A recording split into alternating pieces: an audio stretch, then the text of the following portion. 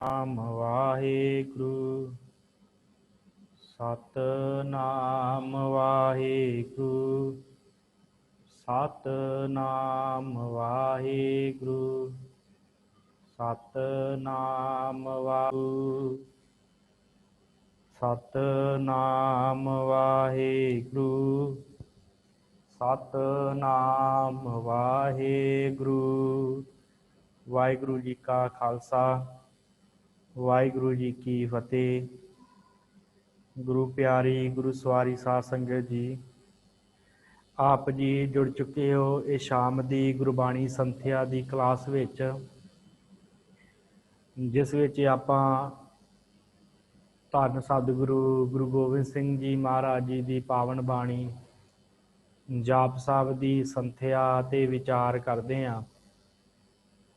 ਸੋ ਆਪ ਸਭ ਸੰਗਤ ਦਾ ਧੰਨਵਾਦ ਜੋ ਆਪ ਜੀ ਹਰ ਰੋਜ਼ ਜੁੜ ਕੇ ਗੁਰਬਾਣੀ ਸੰਥਿਆ ਦਾ ਲਾਹਾ ਪ੍ਰਾਪਤ ਕਰਦੇ ਹੋ। ਅੱਜ 2 ਛੰਦ ਰਹਿ ਗਏ ਹਨ ਜਾਪ ਸਾਹਿਬ ਦੇ। 179 ਆਪਣਾ 179 ਬੰਦ ਤੋਂ ਆਪਾਂ ਇਹ ਸ਼ੁਰੂ ਕਰਨਾ ਹੈ ਤੇ ਅੱਜ 199 ਬੰਦ ਆਪਾਂ ਕੰਪਲੀਟ ਕਰ ਲੈਣੇ ਆ ਤੇ ਅੱਜ ਜਾਪ ਸਾਹਿਬ ਦੀ ਸੰਪੂਰਨਤਾ ਹੋ ਜਾਏਗੀ, ਸਮਾਪਤੀ ਹੋ ਜਾਏਗੀ। ਉਪਰੰਤ ਆਪਾਂ ਕੱਲ੍ਹ ਨੂੰ ਸ਼੍ਰੀ ਸੁਖਮਨੀ ਸਾਹਿਬ ਦੀ ਜੋ ਸੰਥਿਆ ਹੈ ਉਹ ਆਰੰਭ ਕਰਾਂਗੇ। ਬਹੁਤ ਹੀ ਸੁਖੈਨ ਬਾਣੀ ਹੈ ਸਤਿਗੁਰਾਂ ਦੀ ਸੁਖਮਨੀ ਸਾਹਿਬ, ਜਿਸ ਵਿੱਚ ਧੰਨ ਗੁਰੂ ਅਰਜਨ ਸਾਹਿਬ ਮਹਾਰਾਜ ਸੱਚੇ ਪਾਤਸ਼ਾਹ ਜੀ ਨੇ ਜੋ ਸੁੱਖਾਂ ਦੀ ਮਣੀ ਹੈ ਕਿ ਜੀਵਨ 'ਚ ਸੁੱਖ ਕਿਵੇਂ ਆਉਣ, ਉਹਨਾਂ ਬਾਰੇ ਬੜੇ ਵਿਸ਼ੇਸ਼ ਤੌਰ ਦੇ ਉੱਤੇ ਉਸ ਬਾਣੀ 'ਚ ਦੱਸਿਆ। ਉਹਦੇ ਬਾਰੇ ਆਪਾਂ ਕੱਲ੍ਹ ਨੂੰ ਸੰਥਿਆ ਆਰੰਭ ਕਰਨੀ ਹੈ। ਅੱਜ ਆਪਾਂ ਜਾਪ ਸਾਹਿਬ ਜੋ ਨਿਤਨੇਮ ਦੀਆਂ ਬਾਣੀਆਂ ਹਨ ਉਹ ਅੱਜ ਸੰਪੂਰਨ ਹੋ ਜਾਣਗੀਆਂ ਤੇ ਉਪਰੰਤ ਫਿਰ ਆਪਾਂ ਕੱਲ੍ਹ ਨੂੰ ਸੁਖਮਨੀ ਸਾਹਿਬ ਆਰੰਭ ਕਰਾਂਗੇ। ਸੋ ਸਤਿਗੁਰਾਂ ਦੀ ਦਇਆ ਸਦਕਾ ਅੱਜ ਜੋ ਸੰਥਿਆ ਆਰੰਭ ਹੋਣ ਵਾਲੀ ਹੈ, ਆਓ ਆਪ ਸਭ ਜੁੜ ਚੁੱਕੇ ਹੋ। ਆਪਾਂ ਇਸ ਏਕ ਅਛਰੀ ਛੰਦ ਤੋਂ ਸ਼ੁਰੂ ਕਰਦੇ ਹਾਂ। ਸਤਿਗੁਰੂ ਧੰਨ ਗੁਰੂ ਗੋਬਿੰਦ ਸਿੰਘ ਮਹਾਰਾਜ ਸੱਚੇ ਪਾਤਸ਼ਾਹ ਇਸ ਏਕ ਅਛਰੀ ਛੰਦ ਦੇ ਅੰਦਰ ਬਖਸ਼ਿਸ਼ ਕਰਦੇ ਆ। ਏਕ ਅਛਰੀ ਛੰਦ, ਏਕ ਅਛਰੀ ਦਾ ਭਾਵ ਇੱਕ ਅੱਖਰ ਵਾਲਾ ਛੰਦ। ਦੇਖੋ ਸਤਿਗੁਰਾਂ ਦੀ ਕਿੰਨੀ ਕਮਾਲ ਹੈ, ਕਿੰਨੀ ਕਲਮ ਦੇ ਵਿੱਚ ਤਾਕਤ ਹੈ। ਸਤਿਗੁਰੂ ਗੁਰੂ ਗੋਬਿੰਦ ਸਿੰਘ ਮਹਾਰਾਜ ਜੀ ਦੇ ਇੱਕ ਅੱਖਰ ਦੀ ਕਵਿਤਾ ਸਤਿਗੁਰਾਂ ਨੇ ਰਚ ਦਿੱਤੀ ਹੈ। ਇੱਕ ਅਛਰੀ ਛੰਦ ਰਚ ਦਿੱਤਾ ਹੈ। ਅੱਜ ਤੱਕ ਛੰਦ ਜਿਹੜੇ ਸੀ ਉਹ ਵੱਡੇ ਵੱਡੇ ਆਪਾਂ ਹੁਣੇ ਪਿੱਛੇ ਪੜ੍ਹ ਕੇ ਆਏ ਹਾਂ, ਜੋ ਹੋਰ ਵੀ ਛੰਦ ਜਿਹੜੇ ਮਿਲਦੇ ਆ, ਪਰ ਸਤਿਗੁਰਾਂ ਦੀ ਲਿਖਣ ਸ਼ੈਲੀ ਹੈ, ਸਤਿਗੁਰਾਂ ਦਾ ਢੰਗ ਹੈ ਕਿ ਸਤਿਗੁਰਾਂ ਨੇ ਇੱਕ ਇੱਕ ਅੱਖਰ ਦਾ ਹੀ ਛੰਦ ਬਣਾ ਦਿੱਤਾ। ਇੱਕ ਇੱਕ ਅੱਖਰ 'ਚ ਹੀ ਕਵਿਤਾ ਦਾ ਪੂਰਾ ਤੋਲ ਬੋਲ ਜਿਹੜਾ ਉਹ ਲਿਖ ਦਿੱਤਾ। ਇੱਕ ਅਛਰੀ ਛੰਦ ਹੈ। ਸਤਿਗੁਰੂ ਗੁਰੂ ਗੋਬਿੰਦ ਸਿੰਘ ਮਹਾਰਾਜ ਬਖਸ਼ਿਸ਼ ਕਰਦੇ ਆ। ਅਜੈ, ਅਲੈ, ਅਭੈ, ਅਬੈ। ਅਜੈ, ਅਲੈ, ਅਭੈ, ਅਬੈ। ਅਜੈ, ਅਜੈ ਦਾ ਅਰਥ ਆਪਾਂ ਕੀਤਾ ਸੀ ਜਿਹਨੂੰ ਕੋਈ ਜਿੱਤ ਨਾ ਸਕੇ। ਜੈ ਦਾ ਅਰਥ ਹੁੰਦਾ ਹੈ ਜਿੱਤਣਾ, ਅਜੈ ਦਾ ਅਰਥ ਹੁੰਦਾ ਹੈ ਨਾ ਜਿੱਤਿਆ ਜਾਣ ਵਾਲਾ। ਇਹ ਅਕਾਲ ਪੁਰਖ ਤੂੰ ਅਜੈ ਹੈ, ਤੈਨੂੰ ਕੋਈ ਜਿੱਤ ਨਹੀਂ ਸਕਦਾ। ਅਲੈ, ਲੈ ਦਾ ਅਰਥ ਹੁੰਦਾ ਹੈ ਨਾਸ਼, ਲੈਤਾ ਹੋ ਜਾਣੀ, ਖਤਮ ਹੋ ਜਾਣਾ। ਅਲੈ ਦਾ ਅਰਥ ਜਿਹਨੇ ਕਦੀ ਖਤਮ ਹੀ ਨਹੀਂ ਹੋਣਾ। ਅਲੈ। ਅਬੈ, ਵਾਹਿਗੁਰੂ। ਅਭੈ, ਭੈ ਦਾ ਅਰਥ ਹੈ ਡਰ। ਇਹ ਪਰਮੇਸ਼ਵਰ ਤੁਹਾਨੂੰ ਕਿਸੇ ਦਾ ਡਰ ਨਹੀਂ ਹੈ। ਭੈ ਦਾ ਅਰਥ ਡਰ ਹੁੰਦਾ, ਅਭੈ ਦਾ ਅਰਥ ਜਿਹਨੂੰ ਡਰ ਨਾ ਹੋਵੇ। ਇਹ ਅਕਾਲ ਪੁਰਖ ਜੀ ਆਪ ਜੀ ਨੂੰ ਕਿਸੇ ਦਾ ਡਰ ਨਹੀਂ ਹੈ। ਅਜੈ, ਅਲੈ, ਅਭੈ, ਅਬੈ। ਅਬੈ ਦਾ ਅਰਥ, ਬੈ ਦਾ ਅਰਥ ਹੁੰਦਾ ਹੈ ਨਾਸ਼ ਹੋਣਾ, ਖਤਮ ਹੋਣਾ। ਬੈ ਕਰ ਦੇਣਾ, ਖਤਮ ਕਰ ਦੇਣਾ, ਮੌਤ ਹੋ ਜਾਣੀ। ਅਬੈ ਦਾ ਅਰਥ ਹੈ ਪਰਮੇਸ਼ਵਰ ਤੈਨੂੰ ਕੋਈ ਨਾਸ਼ ਨਹੀਂ ਕਰ ਸਕਦਾ। ਤੂੰ ਅਬੈ ਹੈ, ਤੈਨੂੰ ਮੌਤ ਨਹੀਂ ਆ ਸਕਦੀ। ਅਬੈ। ਅਜੈ, ਅਲੈ, ਅਭੈ, ਅਬੈ। ਅਭੂ, ਹੇ ਪਰਮੇਸ਼ਰ। ਅਭੂ, ਭੂ ਦਾ ਅਰਥ ਹੁੰਦਾ ਜਨਮ। ਪਰਮੇਸ਼ਰ ਤੂੰ ਜਨਮਾਂ ਦੇ ਵਿੱਚ ਨਹੀਂ ਆਉਂਦਾ, ਅਭੂ ਹੈ ਤੂੰ। ਅਭੂ, ਅਜੂ, ਜੂ ਦਾ ਅਰਥ ਹੁੰਦਾ ਹੈ ਚੱਲਣ ਵਾਲਾ, ਚਲਾਏਮਾਨ, ਜਿਹਨੇ ਖਤਮ ਹੋ ਜਾਣਾ ਹੈ, ਜਿਹੜਾ ਸਦੀਵੀ ਤੌਰ 'ਤੇ ਨਹੀਂ ਰਹਿਣ ਵਾਲਾ। ਪਰ ਹੇ ਪਰਮੇਸ਼ਰ, ਤੂੰ ਜੂ ਨਹੀਂ, ਤੂੰ ਅਜੂ ਹੈ। ਤੂੰ ਚਲਾਏਮਾਨ ਨਹੀਂ ਹੁੰਦਾ, ਤੈਨੂੰ ਕਦੀ ਵੀ ਤੂੰ ਅਚਲ ਨਹੀਂ ਹੈ। ਤੂੰ ਅਜਨਮਾ ਹੈ, ਭਾਵ ਤੂੰ ਕਿਸੇ ਮਨੁੱਖਾਂ ਦੀ ਤਰ੍ਹਾਂ ਜਨਮ ਨਹੀਂ ਲਿਆ। ਅਪੂ, ਅਜੂ, ਅਜੂ ਤੂੰ ਚੱਲਣਹਾਰ ਨਹੀਂ ਹੈ, ਭਾਵ ਖਤਮ ਹੋਣ ਵਾਲਾ ਨਹੀਂ ਹੈ। ਜੇ ਤੂੰ ਜਨਮ ਹੀ ਨਹੀਂ ਲਿਆ ਫਿਰ ਖਤਮ ਨਹੀਂ ਹੋਵੇਗਾ। ਅਨਾਸ, ਹੇ ਪਰਮੇਸ਼ਵਰ, ਹੇ ਅਕਾਲ ਪੁਰਖ। ਅਨਾਸ਼ ਭਾਵ ਆਪ ਨਾਸ਼ ਰਹਿਤ ਹੋ, ਕਿਸੇ ਤਰ੍ਹਾਂ ਦਾ ਕੋਈ ਆਪ ਜੀ ਨੂੰ ਨਾਸ਼ ਨਹੀਂ ਹੈ, ਖਤਮ ਨਹੀਂ ਹੁੰਦੇ ਤੁਸੀਂ। ਅਨਾਸ਼। ਆਕਾਸ਼, ਫਿਰ ਆਪ ਜੀ ਕਾਸ਼ ਦੀ ਤਰ੍ਹਾਂ, ਭਾਵ ਜਿਸ ਤਰ੍ਹਾਂ ਆਕਾਸ਼ ਹਰ ਜਗ੍ਹਾ ਦੇ ਉੱਤੇ ਹੈ, ਆਪ ਉਸ ਤਰ੍ਹਾਂ ਸਾਰੀ ਜਗ੍ਹਾ ਦੇ ਉੱਤੇ ਮੌਜੂਦ ਹੋ, ਹਰ ਜਗ੍ਹਾ ਦੇ ਵਿੱਚ ਆਪ ਜੀ ਮੌਜੂਦ ਹੋ। ਅਪੂ, ਅਜੂ, ਅਨਾਸ, ਆਕਾਸ਼, ਹਰ ਜਗ੍ਹਾ ਦੇ ਉੱਤੇ ਆਪ ਜੀ ਪ੍ਰਕਾਸ਼ਮਾਨ ਹੋ, ਭਾਵ ਹਰ ਜਗ੍ਹਾ ਜਿਵੇਂ ਆਕਾਸ਼ ਹੁੰਦਾ ਹੈ ਉਸ ਤਰ੍ਹਾਂ ਆਪ ਜੀ ਫੈਲੇ ਹੋਏ ਹੋ। ਅਗੰਜ, ਇਹ ਪਰਮੇਸ਼ਰ, ਅਗੰਜ ਦਾ ਅਰਥ ਹੈ ਕਿ ਤੈਨੂੰ ਕੋਈ ਜਿੱਤ ਨਹੀਂ ਸਕਦਾ। ਗੰਜ ਦਾ ਅਰਥ ਹੈ ਜਿੱਤਣਾ, ਅਗੰਜ ਜਿਹਨੂੰ ਕੋਈ ਜਿੱਤ ਨਾ ਸਕੇ। ਹੇ ਪਰਮੇਸ਼ਰ, ਆਪ ਜੀ ਨੂੰ ਕੋਈ ਜਿੱਤ ਨਹੀਂ ਸਕਦਾ। ਅਭੰਜ, ਅਭੰਜ ਦਾ ਅਰਥ ਹੈ ਤੋੜਨਾ। ਭੰਜ ਦਾ ਅਰਥ ਹੁੰਦਾ ਤੋੜਨਾ। ਅਭੰਜ ਦਾ ਅਰਥ ਪਰਮੇਸ਼ਵਰ ਜੀ ਤੁਹਾਨੂੰ ਕੋਈ ਤੋੜ ਨਹੀਂ ਸਕਦਾ, ਤੁਹਾਡੇ ਹਿੱਸੇ ਨਹੀਂ ਕਰ ਸਕਦਾ, ਟੁਕੜੇ ਟੁਕੜੇ ਨਹੀਂ ਕਰ ਸਕਦਾ। ਅਲੱਖ, ਹੇ ਪਰਮੇਸ਼ਰ, ਅਦ੍ਰਿਸ਼ਟ ਹੈ ਤੂੰ, ਤੈਨੂੰ ਇਹਨਾਂ ਅੱਖਾਂ ਦੇ ਨਾਲ ਨਹੀਂ ਦੇਖਿਆ ਜਾ ਸਕਦਾ। ਇਹਨਾਂ ਅੱਖਾਂ ਦੇ ਨਾਲ ਤੈਨੂੰ ਜਿਹੜਾ ਹੈ ਉਹ ਨਹੀਂ ਦੇਖਿਆ ਜਾ ਸਕਦਾ, ਇਸ ਕਰਕੇ ਤੂੰ ਅਲੱਖ ਹੈ। ਅਪੱਖ, ਅਪੱਖ ਭਾਵ ਹੇ ਪਰਮੇਸ਼ਰ, ਤੈਨੂੰ ਕਿਸੇ ਤਰ੍ਹਾਂ ਦੀ ਕਿਸੇ ਖੁਰਾਕ ਦੀ ਲੋੜ ਨਹੀਂ। ਅਪੱਖ, ਖੁਰਾਕ ਦੀ ਲੋੜ ਨਹੀਂ, ਤੂੰ ਕਿਸੇ ਤਰ੍ਹਾਂ ਦਾ ਕੁਝ ਵੀ ਖਾਂਦਾ ਨਹੀਂ। ਭੱਖ ਹੁੰਦਾ ਭਖਣਾ, ਖਾਣਾ। ਅਪੱਖ ਭਾਵ ਨਾ ਖਾਣ ਵਾਲਾ, ਤੂੰ ਕਿਸੇ ਖੁਰਾਕ ਦਾ ਮੁਹਤਾਜ ਨਹੀਂ ਕਿ ਤੈਨੂੰ ਖੁਰਾਕ ਦੀ ਲੋੜ ਪਵੇਗੀ, ਕੁਛ ਖਾਣ ਦੀ ਲੋੜ ਪਵੇਗੀ। ਤੂੰ ਅਪੱਖ ਹੈ। ਅਗੰਜ, ਅਭੰਜ, ਅਲੱਖ, ਅਪੱਖ। ਅਕਾਲ, ਫਿਰ ਇਹ ਪਰਮੇਸ਼ਵਰ ਆਪ ਜੀ ਦਾ ਜਿਹੜਾ ਸਰੂਪ ਹੈ ਉਹ ਅਕਾਲ ਹੈ, ਕਾਲ ਤੋਂ ਰਹਿਤ ਹੈ, ਕਿਸੇ ਤਰ੍ਹਾਂ ਦਾ ਕਾਲ ਤੁਹਾਨੂੰ ਨਹੀਂ ਵਿਆਪਦਾ। ਅਕਾਲ। ਦਇਆਲ, ਫਿਰ ਆਪ ਜੀ ਦਿਆਲੂ ਹੋ, ਦਿਆਲਤਾ ਦੇ ਘਰ ਹੋ। ਦਇਆਲ, ਤਰਸ ਦੇ ਘਰ ਹੋ ਆਪ ਜੀ, ਮੌਤ ਤੋਂ ਪਰੇ ਹੋ, ਦਇਆਲਤਾ ਦੇ ਘਰ ਹੋ। ਅਲੇਖ, ਤੇ ਤੁਹਾਡਾ ਕੋਈ ਲੇਖਾ ਚਿੱਤਰ ਨਹੀਂ ਬਣਾਇਆ ਜਾ ਸਕਦਾ, ਕਿਸੇ ਕਾਗਜ਼ 'ਤੇ ਨਹੀਂ ਲਿਖਿਆ ਜਾ ਸਕਦਾ ਆਪ ਜੀ ਨੂੰ, ਕੋਈ ਕਿਸੇ ਤਰ੍ਹਾਂ ਦੀ ਪੇਂਟਿੰਗ ਨਹੀਂ ਤੁਹਾਡੀ ਬਣਾਈ ਜਾ ਸਕਦੀ। ਅਲੇਖ। ਅਭੇਖ, ਫਿਰ ਹੇ ਪਰਮੇਸ਼ਵਰ ਅਕਾਲ ਪੁਰਖ ਜੀ, ਤੁਹਾਡਾ ਕੋਈ ਵਿਸ਼ੇਸ਼ ਪਹਿਰਾਵਾ, ਕੋਈ ਵਿਸ਼ੇਸ਼ ਲਿਬਾਸ ਨਹੀਂ ਹੈ, ਕੋਈ ਵਿਸ਼ੇਸ਼ ਲਿਬਾਸ ਆਪ ਜੀ ਨੇ ਨਹੀਂ ਪਹਿਨਿਆ ਹੋਇਆ। ਅਭੇਖ ਹੋ ਤੁਸੀਂ, ਕੋਈ ਵਿਸ਼ੇਸ਼ ਧਰਮ ਦਾ ਲਿਬਾਸ ਨਹੀਂ ਪਹਿਨਿਆ ਹੋਇਆ, ਇਸ ਕਰਕੇ ਆਪ ਜੀ ਅਭੇਖ ਹੋ। ਅਨਾਮ, ਤੁਹਾਡਾ ਨਾਮ ਵੀ ਕੋਈ ਨਹੀਂ ਹੈ, ਕਿਸੇ ਤਰ੍ਹਾਂ ਦਾ ਤੁਹਾਡਾ ਨਾਮ ਨਹੀਂ ਹੈ, ਅਨਾਮ ਹੋ ਤੁਸੀਂ।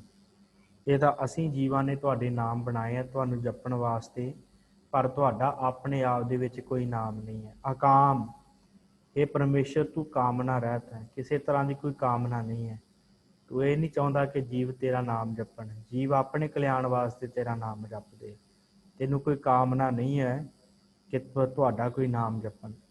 ਭਾਵੇਂ ਤੁਹਾਨੂੰ ਕੋਈ ਗਾਲਾਂ ਕੱਢੀ ਜਾਵੇ, ਭਾਵੇਂ ਤੁਹਾਡਾ ਨਾਮ ਜਪੀ ਜਾਵੇ, ਤੁਹਾਨੂੰ ਕੋਈ ਫਰਕ ਨਹੀਂ ਪੈਂਦਾ, ਕੋਈ ਕਾਮਨਾ ਨਹੀਂ ਹੈ ਤੁਹਾਡੀ, ਤੁਸੀਂ ਕਾਮਨਾ ਦੇ ਅਧੀਨ ਨਹੀਂ ਹੋ, ਕਾਮਨਾ ਤੋਂ ਬਾਹਰ ਹੋ। ਅਗਾਹ, ਇਹ ਪਰਮੇਸ਼ਰ ਅਗਾਹ ਭਾਵ ਅਥਾਹ ਹੈ ਤੂੰ, ਬਹੁਤ ਡੂੰਘਾ ਹੈ ਤੂੰ, ਤੇਰੇ ਤੱਕ ਪਹੁੰਚ ਬਹੁਤ ਜਿਹੜੀ ਉਹ ਨਹੀਂ ਪਾਈ ਜਾ ਸਕਦੀ, ਬਹੁਤ ਡੂੰਘਾ ਹੈ, ਤੇਰਾ ਥਾਹ ਨਹੀਂ ਪਾਇਆ ਜਾ ਸਕਦਾ। ਅਗਾਹ। ਅਟਾਹ, ਢਾਹ ਲਾਉਣੀ, ਭਾਵ ਕਿਸੇ ਨੂੰ ਸੁੱਟ ਦੇਣਾ, ਨੀਵਾਂ ਕਰ ਦੇਣਾ। ਇਹ ਪਰਮੇਸ਼ਰ ਤੁਹਾਨੂੰ ਕੋਈ ਢਾਹ ਨਹੀਂ ਲਾ ਸਕਦਾ। ਅਗਾਹ ਅਟਾਹ, ਤੁਹਾਨੂੰ ਪਰਮੇਸ਼ਵਰ ਜੀ ਕੋਈ ਢਾਹ ਵੀ ਨਹੀਂ ਲਾ ਸਕਦਾ। ਅਨਾਥੇ, ਇਹ ਪਰਮੇਸ਼ਰ ਤੂੰ ਅਨਾਥ ਹੈ, ਭਾਵ ਤੁਹਾਡਾ ਕੋਈ ਨਾਥ ਨਹੀਂ ਹੈ, ਤੁਹਾਡੇ ਸਿਰ ਉੱਤੇ ਕਿਸੇ ਦਾ ਹੱਥ ਨਹੀਂ ਹੈ, ਸਗੋਂ ਤੁਸੀਂ ਸਾਰਿਆਂ ਦੇ ਸਿਰ 'ਤੇ ਹੱਥ ਰੱਖਣ ਯੋਗ ਹੋ, ਸਾਰਿਆਂ ਨੂੰ ਪਾਲਣਹਾਰ ਤੁਸੀਂ ਹੋ, पर तुहाडा कोई पालनहार नहीं, तुहाडा कोई मालक नहीं है। इस करके अनाथ हो तुसीं, तुहाडा कोई खसम नहीं है जिहदे अधीन तुसीं आउंदे होवो।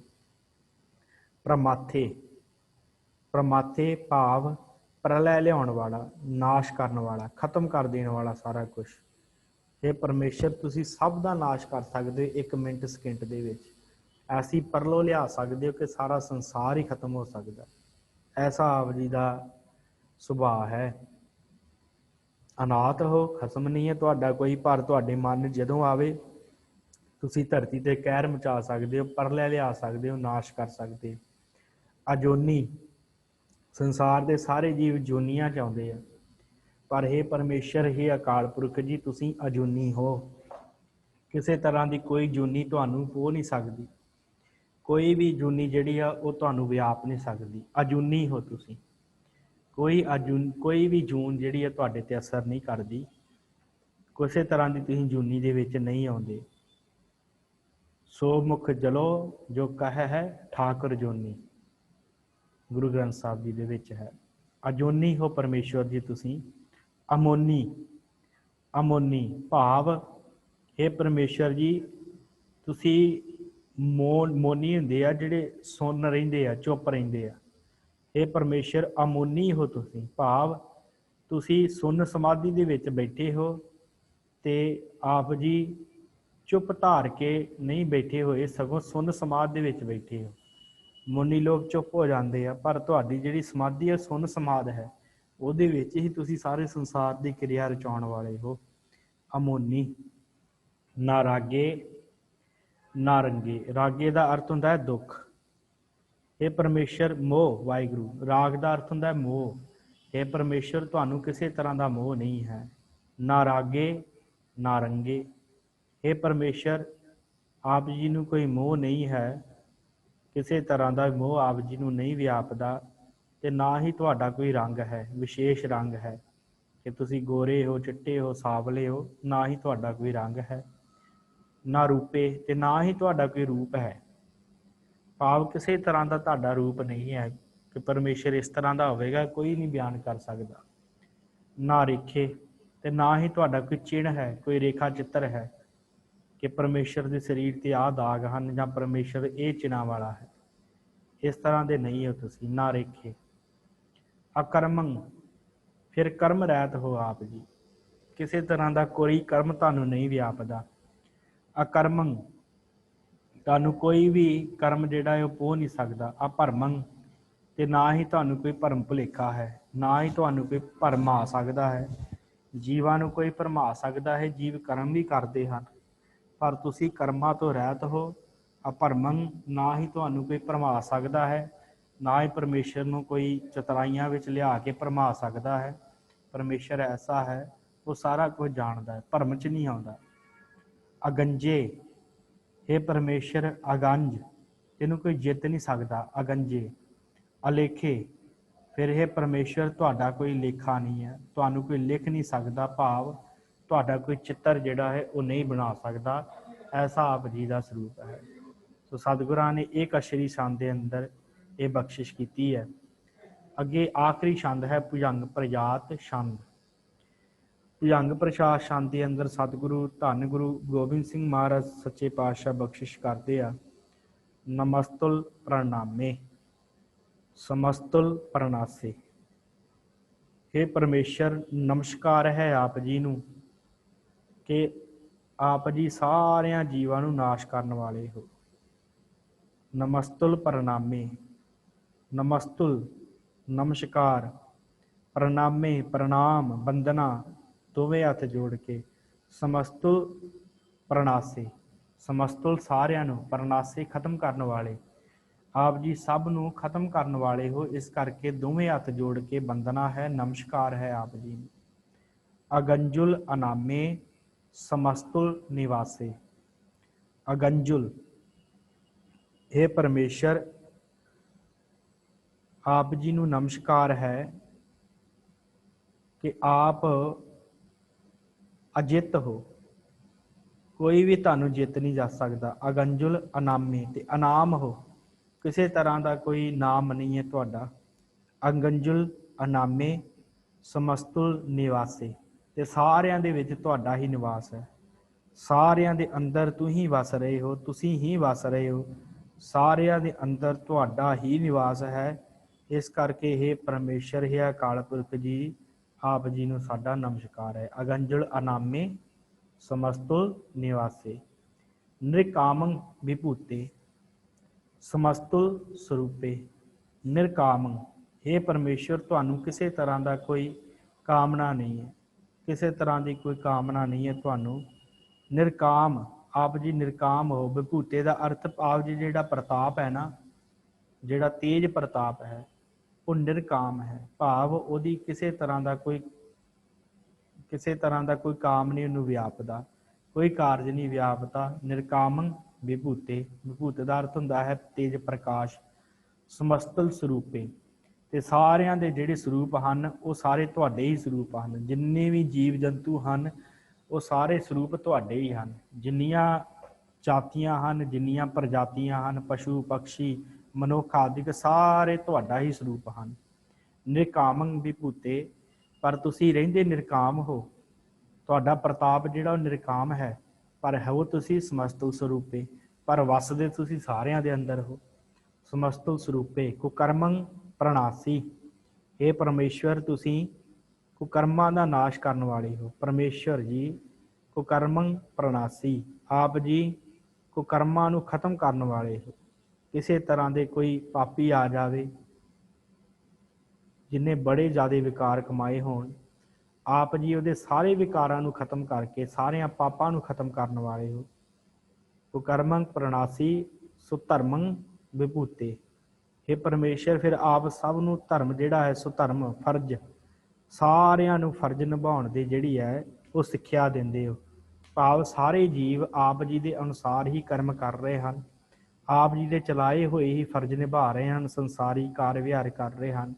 ਸੋ ਧਰਮੰ ਵਿਭੂਤੇ, ਫਿਰ ਆਪ ਜੀ ਦਾ ਪ੍ਰਕਾਸ਼ ਜਿਹੜਾ ਹੈ ਉਹਦਾ ਥਾਂ ਨਹੀਂ ਪਾਇਆ ਜਾ ਸਕਦਾ, ਐਸਾ ਆਪ ਜੀ ਦਾ ਪ੍ਰਕਾਸ਼ ਫੈਲਿਆ ਹੋਇਆ ਹੈ। ਸਭ ਨੂੰ ਆਪ ਜੀ ਪਾਲਣਾ ਕਰਨ ਦੀ ਜਾਚ ਸਿਖਾ ਰਹੇ ਹੋ, ਸਭ ਨੂੰ ਆਪ ਹੀ ਪਾਲ ਰਹੇ ਹੋ। ਕੁਕਰਮੰ ਪ੍ਰਣਾਸੀ ਸੁਧਰਮੰ ਵਿਭੂਤੇ। ਸਦਾ ਸੱਚ ਦਾ ਆਨੰਦ, ਸਦਾ ਸੱਚ ਦਾ ਆਨੰਦ ਸਤਰੰਗ ਪ੍ਰਣਾਸੀ, ਸਤ ਚਿੱਤ ਆਨੰਦ ਸਰੂਪ ਹੈ ਤੁਹਾਡੀ ਸਦਾ ਹੀ ਹਸਤੀ। ਸਤ ਚਿੱਤ ਆਨੰਦ ਹੋ, ਸਤ ਹੋ ਤੁਸੀਂ, ਚਿੱਤ ਮੌਜੂਦ ਹੋ, ਆਨੰਦ ਸਰੂਪ ਹੈ ਤੁਹਾਡਾ ਪਰਮੇਸ਼ਵਰ ਜੀ, ਤੇ ਸਤ ਹਸਤੀ ਸਦਾ ਹੈ ਇਹ ਹਸਤੀ। ਸਤਰੰਗ ਪ੍ਰਣਾਸੀ, ਸੱਤਰ ਭਾਵ ਵੈਰੀ, ਪ੍ਰਣਾਸੀ ਨਾਸ਼ ਕਰਨ ਵਾਲੇ, ਤੇ ਸ਼ਤਰੂਆਂ ਨੂੰ ਖਤਮ ਕਰਨ ਵਾਲੇ ਹੋ। ਸਦਾ ਸੱਚ ਦਾ ਆਨੰਦ ਸਤਰੰਗ ਪ੍ਰਣਾਸੀ, ਸਾਰੇ ਵੈਰੀਆਂ ਨੂੰ ਖਤਮ ਕਰਨ ਵਾਲੇ ਹੋ। ਕਰੀਮੁਲ ਕੁਨਿੰਦਾ ਸਮਸਤੁਲ ਨਿਵਾਸੀ, हे ਪਰਮੇਸ਼ਵਰ ਜੀ, ਕਰੀਮ ਭਾਵ ਆਪ ਜੀ ਸਭ ਤੇ ਬਖਸ਼ਿਸ਼ਾਂ ਕਰਨ ਵਾਲੇ ਹੋ। ਕਰੀਮੁਲ ਕੁਨਿੰਦਾ, ਆਪ ਸਭ ਦੇ ਉੱਤੇ ਬਖਸ਼ਿਸ਼ਾਂ ਕਰਨ ਵਾਲੇ ਹੋ। ਕੁਨਿੰਦਾ ਪੈਦਾ ਕਰਨ ਵਾਲੇ ਵੀ ਤੁਸੀਂ ਹੋ। ਕੁਨਿੰਦਾ ਦਾ ਅਰਥ ਪੈਦਾ ਕਰਨਾ। ਸਾਰਿਆਂ ਨੂੰ ਤੁਸੀਂ ਬਖਸ਼ ਵੀ ਦਿੰਦੇ ਹੋ ਤੇ ਪੈਦਾ ਕਰਨ ਵਾਲੇ ਵੀ ਤੁਸੀਂ ਹੋ। ਸਮਸਤੁਲ ਨਿਵਾਸੀ, ਫਿਰ ਸਾਰਿਆਂ ਦੇ ਅੰਦਰ ਵਸ ਵੀ ਤੁਸੀਂ ਹੀ ਰਹੇ ਹੋ, ਸਾਰਿਆਂ ਦੇ ਅੰਦਰ ਤੁਹਾਡਾ ਨਿਵਾਸ ਹੈ। ਅਜਾਇਬ ਵਿਭੂਤੇ, ਅਜਾਇਬ, हे ਪਰਮੇਸ਼ਵਰ ਜੀ, ਅਜਾਇਬ ਵਿਭੂਤੇ, ਤੁਸੀਂ ਅਜਾਇਬ ਹੋ, ਭਾਵ ਅਜਬ ਹੈ ਤੁਹਾਡਾ ਸਰੂਪ।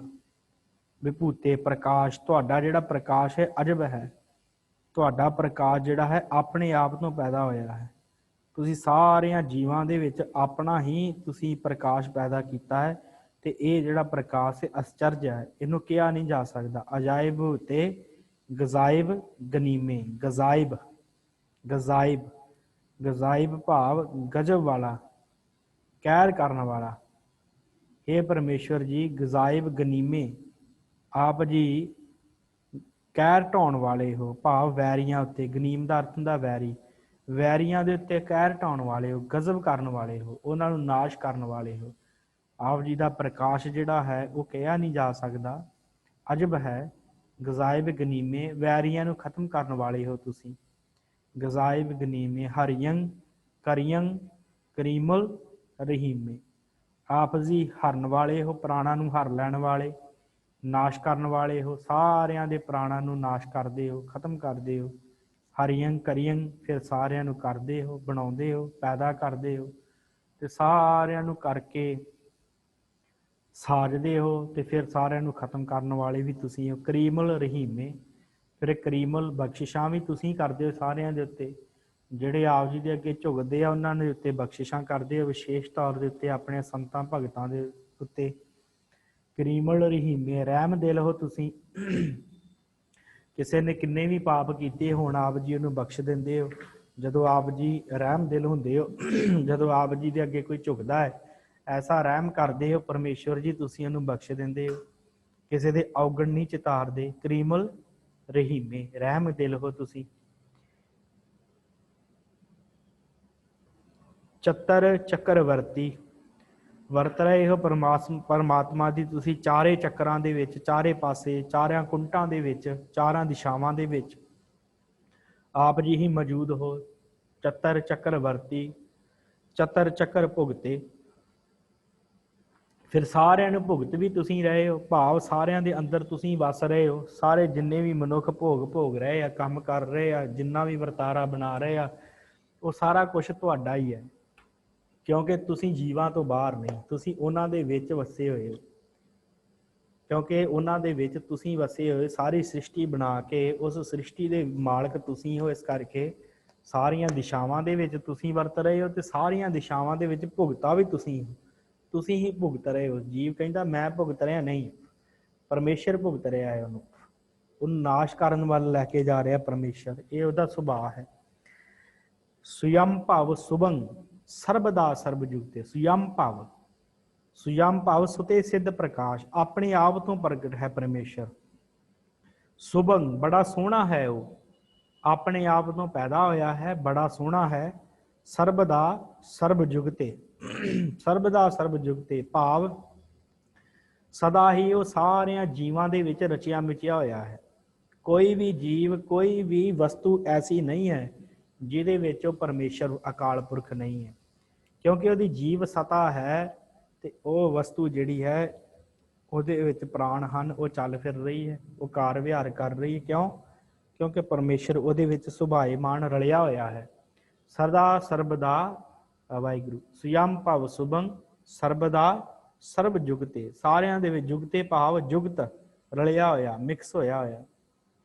ਦੁਕਾਲੰ ਪ੍ਰਣਾਸੀ ਦਇਆਲੰ ਸੁਰੂਪੇ, ਹੇ ਪਰਮੇਸ਼ਰ ਦੋ ਕਾਲੰ, ਦੋ ਕਾਲ ਕਿਹੜੇ ਆ? ਜਨਮ ਤੇ ਮਰਨ। ਆਪ ਜੀ ਦੋ ਕਾਲਾਂ ਦੇ ਪ੍ਰਣਾਸੀ ਹੋ, ਭਾਵ ਪ੍ਰਨਾਸ਼, ਨਾਸ਼ ਕਰਨ ਵਾਲੇ ਵੀ ਤੁਸੀਂ ਹੋ। ਜੀਵਾਂ ਨੂੰ ਤੁਸੀਂ ਹੀ ਬਣਾਉਂਦੇ ਹੋ, ਤੇ ਉਹਨਾਂ ਨੂੰ ਤੁਸੀਂ ਹੀ ਨਾਸ਼ ਕਰਦੇ ਹੋ, ਭਾਵ ਦੁੱਖ ਦੇਣ ਵਾਲੇ ਵੀ ਤੁਸੀਂ ਹੋ। ਜਨਮ ਤੇ ਮਰਨ ਦਾ ਦੁੱਖ ਜਿਹੜਾ ਹੁੰਦਾ ਹੈ। ਦੁਕਾਲੰ ਪ੍ਰਣਾਸੀ, ਇਹ ਪਰਮੇਸ਼ਵਰ ਜੀ ਦੋ ਕਾਲ ਕਿਹੜੇ ਹਨ? ਜਨਮ ਤੇ ਮਰਨ। ਜੀਵ ਦਾ ਜੰਮਣਾ ਤੇ ਮਰਨਾ। ਆਪਾਂ ਇਹ ਤੇ ਸੋਚ ਲੈਂਦੇ ਹਾਂ ਕਿ ਮਰਨ ਦਾ ਬੜਾ ਵੱਡਾ ਦੁੱਖ ਹੈ, ਪਰ ਜਨਮ ਦਾ ਹੀ ਬੜਾ ਵੱਡਾ ਦੁੱਖ ਹੈ। ਕਿਉਂਕਿ ਦੋਵਾਂ ਦੀ ਗੱਲ ਗੁਰਬਾਣੀ ਨੇ ਕੀਤੀ ਹੈ ਕਿ ਜੰਮਣ ਤੇ ਮਰਨਾ ਜਿਹੜਾ ਇਹ ਦੋਵੇਂ ਦੁੱਖ ਹਨ। ਇਹ ਪਰਮੇਸ਼ਰ ਜੀ ਤੁਸੀਂ ਇਹਨਾਂ ਦੋਵਾਂ ਦੁੱਖਾਂ ਨੂੰ ਖਤਮ ਕਰਨ ਵਾਲੇ ਹੋ। ਦੁਕਾਲੰ ਪ੍ਰਣਾਸੀ, ਪ੍ਰਣਾਸੀ ਭਾਵ ਖਤਮ ਕਰਨਾ, ਨਾਸ਼ ਕਰਨਾ। ਇਹਨਾਂ ਦੋਵਾਂ ਦੁੱਖਾਂ ਨੂੰ ਤੁਸੀਂ ਨਾਸ਼ ਕਰਨ ਵਾਲੇ ਹੋ। ਕਿਹੜੇ ਦੋ ਦੁੱਖ ਹਨ? ਜਨਮ ਤੇ ਮਰਨ ਦਾ। ਦੁਕਾਲੰ ਪ੍ਰਣਾਸੀ ਦਇਆਲੰ ਸਰੂਪੇ, ਤੇ ਤੁਹਾਡਾ ਜਿਹੜਾ ਸਰੂਪ ਹੈ ਉਹ ਦਇਆ ਦਾ ਘਰ ਹੈ। ਤੁਸੀਂ ਦਇਆ ਦੇ ਘਰ ਹੋ, ਦਇਆ ਕਰਦੇ ਹੋ ਸਭ ਜੀਵਾਂ ਦੇ ਉੱਤੇ। ਦੁਕਾਲੰ ਪ੍ਰਣਾਸੀ ਦਇਆਲੰ ਸਰੂਪੇ ਸਦਾ ਅੰਗ ਸੰਗੇ ਅਭੰਗੰ ਵਿਭੂਤੇ। ਤੇ ਫਿਰ ਹੇ ਪਰਮੇਸ਼ਰ, ਹੇ ਅਕਾਲ ਪੁਰਖ ਜੀ, ਤੁਸੀਂ ਸਭ ਜੀਵਾਂ ਦੇ ਅੰਗ ਸੰਗ ਰਹਿੰਦੇ ਹੋ, ਸਦਾ ਹੀ ਉਹਨਾਂ ਦੇ ਸਦੀਵੀ ਤੌਰ ਤੇ ਅੰਗ ਸੰਗ ਕੋਲ ਰਹਿੰਦੇ ਹੋ। ਸਦਾ ਅੰਗ ਸੰਗੇ ਅਭੰਗੰ ਵਿਭੂਤੇ। ਫਿਰ ਹੇ ਪਰਮੇਸ਼ਰ ਜੀ ਅਭੰਗੰ, ਤੁਹਾਨੂੰ ਕੋਈ ਭੰਗ ਨਹੀਂ ਕਰ ਸਕਦਾ, ਖਤਮ ਨਹੀਂ ਕਰ ਸਕਦਾ। ਤੇ ਤੁਹਾਡਾ ਜਿਹੜਾ ਪ੍ਰਕਾਸ਼ ਹੈ, ਪ੍ਰਤਾਪ ਹੈ, ਉਹ ਕਦੀ ਵੀ ਨਾਸ਼ ਨਹੀਂ ਹੋਣ ਵਾਲਾ।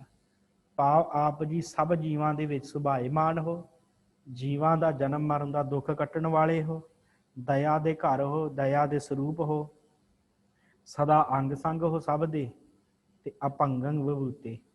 ਤੇ ਤੁਹਾਡਾ ਜਿਹੜਾ ਪ੍ਰਕਾਸ਼ ਹੈ ਕਦੀ ਭੰਗ ਨਹੀਂ ਹੋ ਸਕਦਾ, ਕਦੀ ਖਤਮ ਨਹੀਂ ਹੋ ਸਕਦਾ। ਸੰਸਾਰ ਤੇ ਜੀਵ ਆਉਂਦੇ ਰਹਿਣਗੇ, ਖਤਮ ਹੁੰਦੇ ਰਹਿਣਗੇ, ਪਰ ਇਹ ਪਰਮੇਸ਼ਰ, ਇਹ ਅਕਾਲ ਪੁਰਖ ਜੀ, ਤੁਹਾਡੀ ਜਿਹੜੀ ਵਡਿਆਈ ਹੈ ਉਹ ਕਦੀ ਖਤਮ ਨਹੀਂ ਹੋਣ ਵਾਲੀ। ਸੋ ਸਾਧ ਸੰਗਤ, ਇੱਥੇ ਜਾਪ ਸਾਹਿਬ ਦੀ ਜਿਹੜੀ ਸਮਾਪਤੀ ਹੈ, ਇਹ ਸਤਿਗੁਰਾਂ ਨੇ, ਕਿਉਂਕਿ ਜਦੋਂ ਇਸ ਬਾਣੀ ਨੂੰ ਪੜ੍ਹਦੇ ਆ ਨਾ ਤੇ ਮਨ 'ਚ ਬੜੇ ਸਵਾਲ ਪੈਦਾ ਹੁੰਦੇ ਕਿ ਇੱਕ ਪਾਸੇ ਸਤਿਗੁਰੂ ਕਹੀ ਜਾਂਦੇ ਆ ਕਿ ਪਰਮੇਸ਼ਰ ਤੇਰਾ ਸਰੂਪ ਬੜਾ ਸੋਹਣਾ ਹੈ, ਤੇ ਦੂਸਰੇ ਪਾਸੇ ਕਹੀ ਜਾਂਦੇ ਕਿ ਪਰਮੇਸ਼ਰ ਤੁਹਾਡਾ ਕੋਈ ਅੰਗ ਹੀ ਨਹੀਂ ਹੈਗਾ। ਦੇਖੋ ਕਿੰਨੀ ਕਮਾਲ ਕੀਤੀ ਪਈ ਹੈ, ਸਾਰਾ ਕੁਝ ਹੀ ਪਰਮੇਸ਼ਰ ਦੇ ਉੱਤੇ ਛੱਡਿਆ ਸਤਿਗੁਰੂ ਗੁਰੂ ਗੋਬਿੰਦ ਸਿੰਘ ਮਹਾਰਾਜ ਜੀ। ਉਹ ਐਸਾ ਪਰਮੇਸ਼ਰ ਹੈ, ਉਹ ਦੁਸ਼ਟਾਂ ਦਾ ਨਾਸ਼ ਵੀ ਕਰਦਾ ਹੈ ਤੇ ਸਾਰਿਆਂ ਨੂੰ ਪਾਲਦਾ ਵੀ ਹੈ। ਦੋ ਆਪੋਜਿਟ ਗੱਲਾਂ ਹੈ ਨਾ, ਨਾਲੇ ਸਾਰਿਆਂ ਨੂੰ ਪਾਲਣਾ ਤੇ ਨਾਲੇ ਦੁਸ਼ਟਾਂ ਦਾ ਨਾਸ਼ ਕਰਨਾ। ਦੁਸ਼ਟ ਵੀ ਤੇ ਸਾਰਿਆਂ ਦੇ ਵਿੱਚ ਹੀ ਆਉਂਦੇ। ਇਸ ਕਰਕੇ ਇਸ ਬਾਣੀ ਨੂੰ ਪੜ੍ਹ ਕੇ ਭਾਵੇਂ ਕਿ ਸਵਾਲ ਮਨ 'ਚ ਪੈਦਾ ਹੁੰਦੇ ਆ, ਪਰ ਇਹ ਗੱਲ ਯਾਦ ਰੱਖਣੀ ਚਾਹੀਦੀ ਹੈ ਕਿ ਉਹ ਪਰਮੇਸ਼ਰ ਦਾ ਸਰੂਪ, ਸਤਿਗੁਰਾਂ ਨੇ ਕਿਹਾ ਹੈ ਕਿ ਉਸ ਪਰਮੇਸ਼ਰ, ਉਸ ਅਕਾਲ ਪੁਰਖ ਦੇ ਸਰੂਪ ਨੂੰ ਬਿਆਨ ਨਹੀਂ ਕੀਤਾ ਜਾ ਸਕਦਾ। ਇਹ ਸਿਰਫ ਉਹੀ ਨਾਮ ਸਤਿਗੁਰੂ ਕਹਿੰਦੇ ਮੈਂ ਵਰਣਨ ਕਰਨ ਲੱਗਾ ਹਾਂ, ਜਿਹੜੇ ਨਾਮ ਜੋ ਪਰਮੇਸ਼ਰ ਦੇ ਕਰਮ ਨਾਮ ਹਨ। ਕਰਮ ਨਾਮ ਵਰਣਨ ਸੁਮਤ, ਕਿ ਉਹ ਜੋ ਕੁਝ ਕਰਦਾ ਹੈ ਧਰਤੀ ਦੇ ਉੱਤੇ, ਸੰਸਾਰ ਦੇ ਵਿੱਚ, ਮੈਂ ਉਹ ਕਰਮ ਨਾਮ ਦੱਸਣ ਲੱਗਾ। ਪਰ ਪਰਮੇਸ਼ਰ ਦਾ ਇਹ ਨਾ ਸਮਝ ਲੈਣਾ ਕਿ ਮੈਂ ਸਾਰਾ ਸਰੂਪ ਬਿਆਨ ਕਰ ਦੇਵਾਂਗਾ। ਤੇ ਦੇਖੋ ਗੁਰੂ ਗੋਬਿੰਦ ਸਿੰਘ ਜੀ ਨੇ ਸਾਰੇ ਕਰਮ ਨਾਮ ਹੀ ਦੱਸੇ ਆ। ਦੁਕਾਲਨ ਪ੍ਰਣਾਸੀ, ਜੀਵਾਂ ਨੂੰ ਖਤਮ ਕਰਨ ਵਾਲਾ ਤੇ ਬਣਾਉਣ ਵਾਲਾ ਉਹ ਆਪ ਹੈ। ਜਨਮ ਮਰਨ ਨੂੰ ਖਤਮ ਕਰਦਾ ਹੈ ਸਾਰਿਆਂ ਦੇ। ਚੱਤਰ ਚੱਕਰ ਵਰਤੀ, ਚਾਰੇ ਪਾਸੇ ਉਹੀ ਵਰਤ ਰਿਹਾ ਹੈ। ਚੱਤਰ ਚੱਕਰ ਭੁਗਤੇ, ਸਾਰਿਆਂ ਨੂੰ ਭੁਗਤ ਵੀ ਉਹ ਰਿਹਾ। ਉਹ ਆਪ ਹੀ ਸਾਰਾ, ਉਹਦਾ ਸਰੂਪ ਹੀ ਉਹਦਾ ਹੈ। ਇਸ ਕਰਕੇ ਇਹ ਸਤਿਗੁਰਾਂ ਨੇ ਜਿਹੜੀ ਗੱਲ ਕਹੀ ਹੈ ਨਾ, ਜੋ ਜਾਪ ਸਾਹਿਬ ਦੀ ਆਪਾਂ ਮੇਨ ਗੱਲ ਕਹਿ ਲਈਏ, ਉਹ ਗੱਲ ਇਹ ਹੈ, ਇਹਦਾ ਸੈਂਟਰ ਆਈਡੀਆ ਜੇ ਕੱਢਣਾ ਹੋਵੇ ਮੇਰੇ ਅਨੁਸਾਰ, ਜੋ ਮੈਨੂੰ ਸਤਿਗੁਰਾਂ ਜੋ ਬੁੱਧੀ ਮਹਾਰਾਜ ਨੇ ਬਖਸ਼ੀ ਆ, ਉਹਦੇ ਅਨੁਸਾਰ ਇਹ ਗੱਲ ਕਹਿ ਸਕਦੇ ਆ ਕਿ ਖੇਲ ਖੇਲ ਅਖੇਲ ਖੇਲਣ ਅੰਤ ਕੋ ਫਿਰ ਏਕ। ਮੈਨੂੰ ਲੱਗਦਾ ਕਿ ਇਹ ਇਹਦਾ ਸੈਂਟਰ ਆਈਡੀਆ ਹੋ ਸਕਦਾ ਹੈ ਜਾਪ ਸਾਹਿਬ ਦਾ। ਪੱਕਾ ਨਹੀਂ ਮੈਂ ਕਹਿ ਸਕਦਾ, ਜੋ ਮੇਰੇ ਮਨ ਨੇ ਇਹ ਗੱਲ ਕਹੀ ਹੈ ਕਿ ਇਹਦਾ ਜੋ ਜਾਪ ਸਾਹਿਬ ਦਾ ਸੈਂਟਰ ਆਈਡੀਆ ਜੇ ਆਪਾਂ ਕੱਢਣਾ ਹੋਵੇ ਕਿ ਉਹ ਇਹ ਨਿਕਲ ਸਕਦਾ ਕਿ ਖੇਲ ਖੇਲ ਅਖੇਲ ਖੇਲਣ ਅੰਤ ਕੋ ਫਿਰ ਏਕ, ਕਿ ਪਰਮੇਸ਼ਰ ਖੇਡ ਖੇਡ ਰਿਹਾ। ਸਾਰੀ ਸੰਸਾਰ ਦੀ ਸਾਰੀ ਇਹ ਖੇਡ ਚੱਲ ਰਹੀ ਹੈ। ਜੀ ਪੈਦਾ ਹੋ ਰਹੇ ਆ, ਇੱਕ ਪਾਸੇ ਨਾਸ਼ ਹੋਈ ਜਾਂਦੇ ਆ, ਇੱਕ ਪਾਸੇ ਕੋਈ ਪਾਪ ਕਰੀ ਜਾਂਦਾ ਹੈ, ਇੱਕ ਪਾਸੇ ਕੋਈ ਪੁੰਨ ਕਰੀ ਜਾਂਦਾ ਹੈ, ਇੱਕ ਪਾਸੇ ਕੋਈ ਕਹਿੰਦਾ ਕਿ ਧਰਮ ਹੀ ਵੱਡੀ ਗੱਲ ਆ, ਇੱਕ ਪਾਸੇ ਕਹਿੰਦਾ ਕੋਈ ਕਿ ਧਰਮ ਕਮਾ ਕੇ ਕੀ ਲੈਣਾ, ਬਸ ਆਨੰਦ ਲਓ ਤੇ ਇੱਥੋਂ ਸੰਸਾਰ ਤੋਂ ਇੱਕ ਦਿਨ ਚਲੇ ਜਾਣਾ। ਖੇਡ ਆ ਨਾ ਉਹਦੀ ਪਰਮੇਸ਼ਰ ਦੀ। ਇਹ ਸਾਰੀ ਖੇਡ ਇਸੇ ਤਰ੍ਹਾਂ ਚੱਲੀ ਜਾਂਦੀ ਹੈ। ਤੇ ਸਤਿਗੁਰੂ ਕਹਿੰਦੇ ਆ ਉਸ ਖੇਡਾਂ ਖੇਡਣ ਵਾਲਾ ਕੌਣ ਹੈ? ਪਰਮੇਸ਼ਰ, ਅਕਾਲ ਪੁਰਖ। ਉਹੀ ਇਹ ਸਾਰੀ ਖੇਡ ਚਲਾ ਰਿਹਾ ਹੈ। ਕਿਸੇ ਪਾਪੀ ਦੇ ਵਿੱਚ ਵਸ ਕੇ ਪਾਪ ਕਰੀ ਜਾਂਦਾ ਹੈ, ਕਿਤੇ ਉਹ ਕਿਸੇ ਧਰਮੀ ਦੇ ਵਿੱਚ ਵਸ ਕੇ ਤੇ ਉਹ ਪਰਮੇਸ਼ਰ ਦੇ ਗੁਣਗਾਨ ਕਰੀ ਜਾਂਦਾ, ਕਿਤੇ ਮੋਨੀਆਂ ਦੇ ਵਿੱਚ ਵਸ ਕੇ ਵੱਡਾ ਮੋਨੀ ਕਹਾਈ ਜਾਂਦਾ ਹੈ, ਤੇ ਕਿਤੇ ਉਹ ਜੋਗੀਆਂ ਦੇ ਵਿੱਚ ਵਸ ਕੇ ਵੱਡਾ ਜੋਗੀ ਬਣੀ ਫਿਰਦਾ ਹੈ, ਕਿਤੇ ਉਹ ਰਾਜਿਆਂ ਦੇ ਵਿੱਚ ਵਸ ਕੇ ਰਾਜਿਆਂ ਦਾ ਰਾਜਾ ਹੈ, ਤੇ ਕਿਤੇ ਉਹ ਗਰੀਬਾਂ ਦੇ ਵਿੱਚ ਵਸ ਕੇ ਗਰੀਬਾਂ ਤੋਂ ਵੀ ਗਰੀਬ ਹੈ, ਕੰਗਾਲਾਂ ਤੋਂ ਵੀ ਕੰਗਾਲ ਹੈ। ਇਹ ਪਰਮੇਸ਼ਰ ਦੀ ਸਾਰੀ ਖੇਡ ਇਸ ਜਾਪ ਸਾਹਿਬ ਦੇ ਅੰਦਰ ਸਤਿਗੁਰਾਂ ਨੇ ਬਿਆਨ ਕੀਤੀ ਹੈ ਕਿ ਕਿਤੇ ਉਹ ਸ਼ਤਰੂ ਬਣ ਕੇ ਰਣ ਤੱਤੇ 'ਚ ਜੂਝ ਰਿਹਾ, ਕਿਤੇ ਉਹ ਦੁਸ਼ਟਾਂ ਨੂੰ ਮਾਰ ਰਿਹਾ ਹੈ, ਤੇ ਕਿਤੇ ਉਹ ਆਪ ਮਰ ਰਿਹਾ ਹੈ। ਇਹ ਸਾਰਾ ਪਰਮੇਸ਼ਰ ਦਾ ਖੇਡ ਹੈ। ਖੇਲ ਖੇਲ ਅਖੇਲ ਖੇਲਣ ਅੰਤ ਕੋ ਫਿਰ ਏਕ। ਇਹ ਜਦੋਂ ਸਾਰਾ ਕੁਝ ਖਤਮ ਹੋਇਆ ਨਾ, ਫਿਰ ਅੰਤ ਨੂੰ ਕੌਣ ਰਹਿ ਜਾਵੇਗਾ? ਇੱਕ ਪਰਮੇਸ਼ਰ ਹੀ ਰਹਿ ਜਾਏਗਾ ਨਾ। ਜੇ ਸੋਚਿਆ ਜਾਵੇ, ਧਿਆਨ ਦਿੱਤਾ ਜਾਵੇ ਇਸ ਗੱਲ ਵੱਲ, ਸਾਰਾ ਕੁਝ ਛੱਡ ਦਿੱਤਾ ਜਾਵੇ ਕਿ ਪਰਮੇਸ਼ਰ ਕਿਹੋ ਜਾਏ, ਸਾਰਾ ਕੁਝ ਛੱਡ ਦਿੱਤਾ ਜਾਵੇ। ਬਸ ਇਹ ਗੱਲ ਧਿਆਨ 'ਚ ਰੱਖੀ ਜਾਵੇ ਕਿ ਜਦੋਂ ਸਾਰਾ ਕੁਝ ਖਤਮ ਹੋ ਜਾਵੇਗਾ ਫਿਰ ਕੀ ਹੋਵੇਗਾ? ਫਿਰ ਇੱਕ ਪਰਮੇਸ਼ਰ ਅਕਾਲ ਪੁਰਖ ਹੀ ਰਹਿ ਜਾਵੇਗਾ। ਜਿਵੇਂ ਸਤਿਗੁਰਾਂ ਨੇ ਉਸ ਦਿਨ ਆਇਆ ਸੀ ਨਾ ਸ਼ਬਦ, ਬਾਜੀਗਰ ਜੈਸੇ ਬਾਜੀ ਪਾਈ, ਨਾਨਾ ਰੂਪ ਭੇਗ ਦਿਖਲਾਈ, ਸਾਂਗ ਉਤਾਰ ਥੰਮਿਓ ਪਸਾਰਾ ਤਾਂ ਵੇਖਿਆ ਏਕ ਓਂਕਾਰ।